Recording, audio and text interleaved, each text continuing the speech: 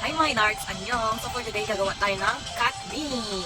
So first, we have two yarns. Isang pink mohair, 4-ply, at isang white cotton milk yarn, 4-ply. Tapos hook natin ay 6mm hook, guys.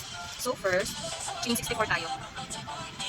64. Or pwede namang madagalan nyo or bawasan yung malasin yung malisin nyo. Basta even numbers yung chain nyo. Okay?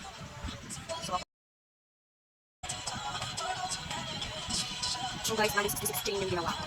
Tapos, palitan nyo na ng hook. Ay, ano pala muna, i-slip stitch nyo sa dulo.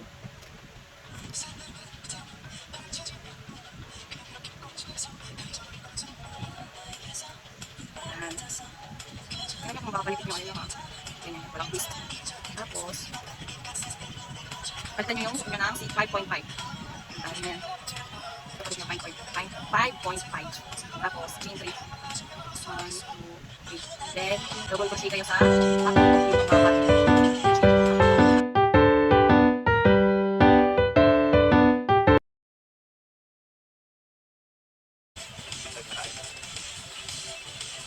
Stitch lang. Make sure na hindi palipid. Then, for next round, chain 3. Ulit-ulit lang yung ano natin, pattern. 1, 2, 3. Tapos, double crochet, each double crochet.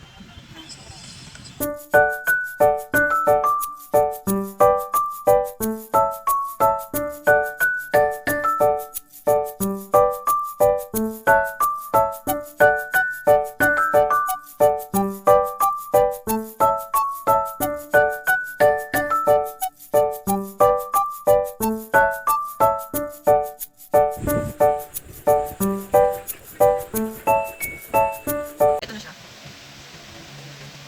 Nakalimutan kong i-video kung paano ginawa ko dito sa gilid niya. Pero madali lang naman to. Nakita ko muna sa inyo yung fit niya. Fit check. Ay, nakan pala ako. Okay na lang pagkatapos. Pero ito. Insert nyo lang yung hook nyo dun sa may gilid. Tansyahin nyo na lang kung gano'n yung sukat kasi hindi ko sinukat eh. Pero yung bilang nito, 15. 15 double crochet. 15 double crochet dito. Tapos gano'n din sa kabila. Ganyan yun dito. Nakalawit dyan. Tatapin. So, start na natin.